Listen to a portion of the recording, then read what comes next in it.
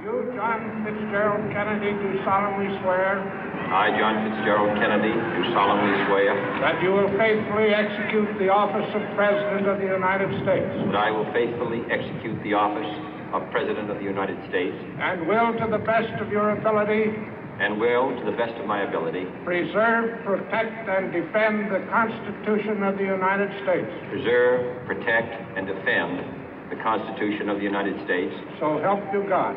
So help me God.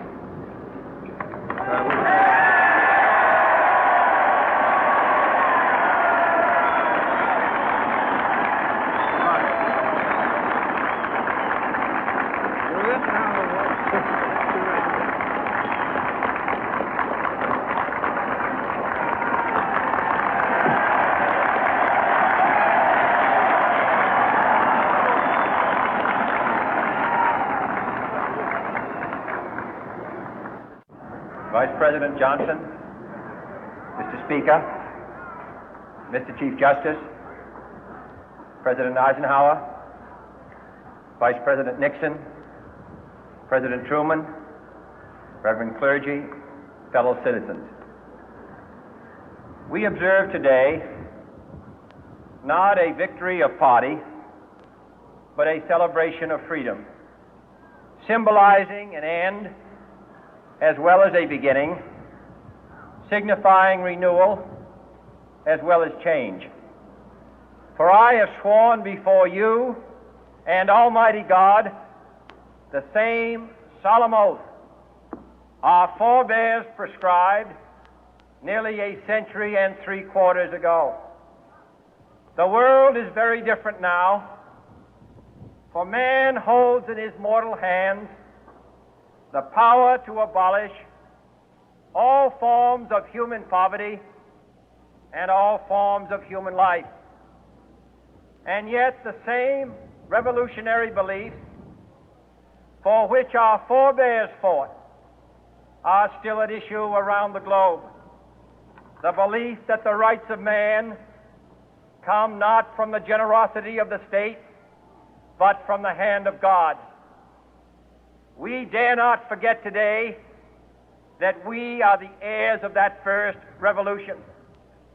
Let the word go forth from this time and place to friend and foe alike that the torch has been passed to a new generation of Americans born in this century, tempered by war, disciplined by a hard and bitter peace, proud of our ancient heritage, and unwilling to witness or permit the slow undoing of those human rights to which this nation has always been committed and to which we are committed today at home and around the world.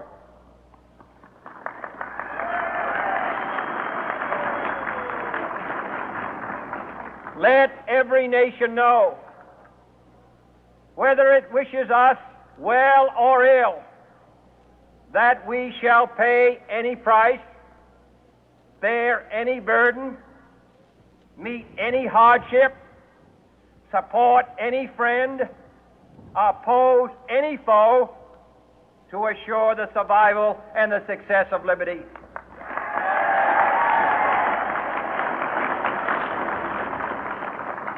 This much we pledge and more.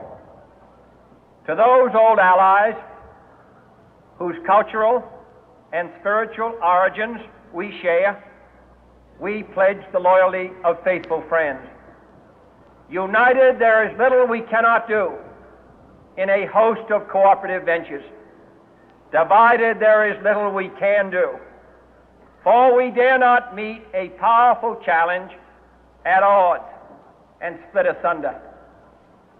To those new states whom we welcome to the ranks of the free, we pledge our word that one form of colonial control shall not have passed away, merely to be replaced by a far more iron tyranny.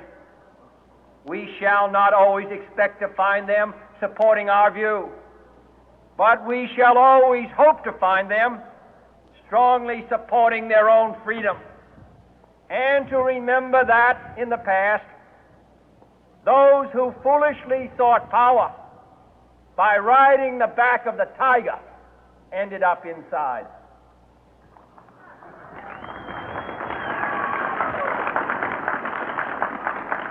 To those people in the huts and villages of half the globe struggling to break the bonds of mass misery, we pledge our best efforts to help them help themselves for whatever period is required, not because the communists may be doing it, not because we seek their votes, but because it is right. If a free society cannot help the many who are poor, it cannot save the few who are rich.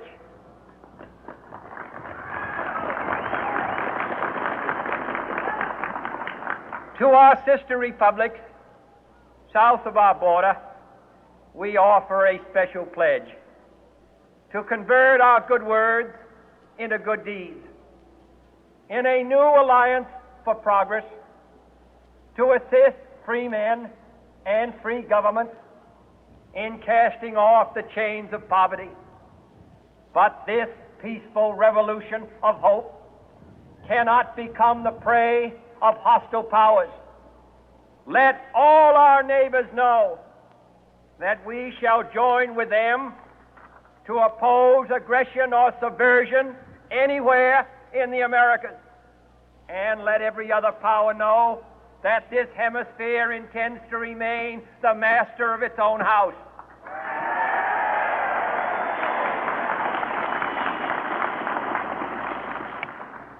To that World Assembly of Sovereign States, the United Nations, our last best hope, in an age where the instruments of war have far outpaced the instruments of peace, we renew our pledge of support to prevent it from becoming merely a forum for invective, to strengthen its shield of the new and the weak, and to enlarge the area in which its writ may run.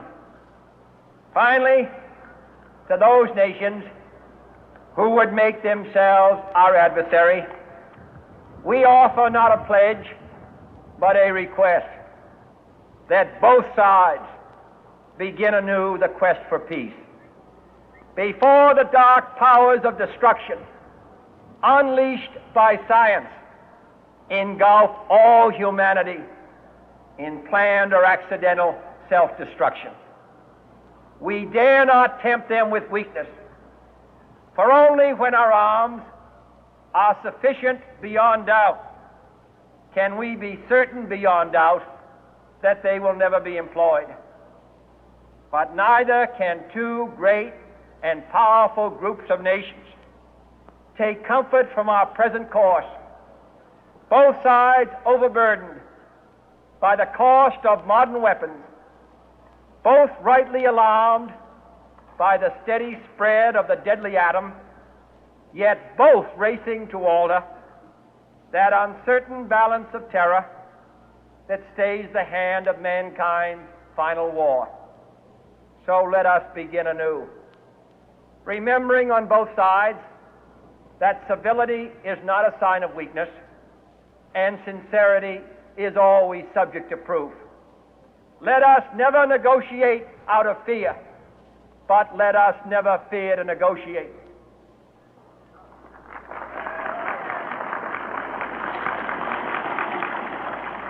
Let both sides explore what problems unite us, instead of belaboring those problems which divide us.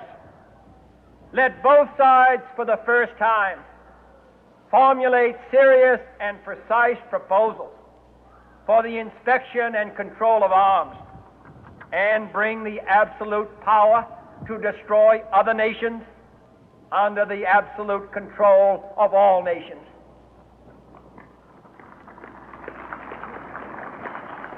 Let both sides seek to invoke the wonders of science instead of its terrors. Together, let us explore the stars, conquer the deserts, eradicate disease, tap the ocean depth, and encourage the arts and commerce. Let both sides unite to heed in all corners of the earth the command of Isaiah to undo the heavy burden and let the oppressed go free. And if a beachhead of cooperation may push back the jungle of suspicion, let both sides join in creating a new endeavor, not a new balance of power, but a new world of law, where the strong are just and the weak secure and the peace preserved. All this will not be finished in the first 100 days, nor will it be finished in the first 1,000 days, nor in the life of this administration, nor even perhaps in our lifetime on this planet.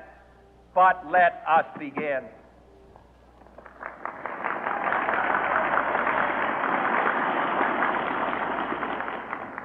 In your hands, my fellow citizens, more than mine, will rest the final success or failure of our course. Since this country was founded, each generation of Americans has been summoned to give testimony to its national loyalty. The graves of young Americans who answered the call to service surround the globe.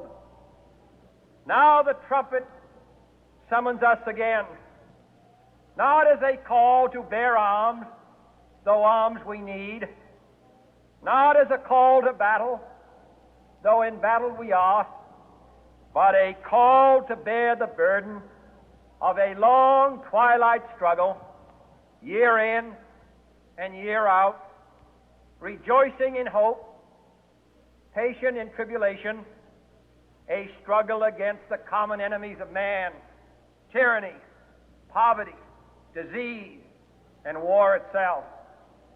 Can we forge against these enemies a grand and global alliance, north and south, east and west, that can assure a more fruitful life for all mankind? Will you join in that historic effort?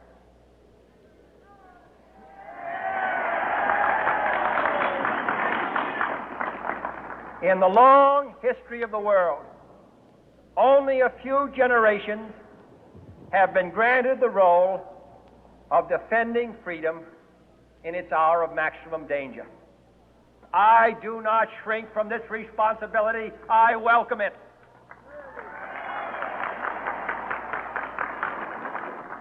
I do not believe that any of us would exchange places with any other people or any other generation. The energy, the faith, the devotion which we bring to this endeavor will light our country and all who serve it. And the glow from that fire can truly light the world. And so, my fellow Americans, ask not what your country can do for you, ask what you can do for your country.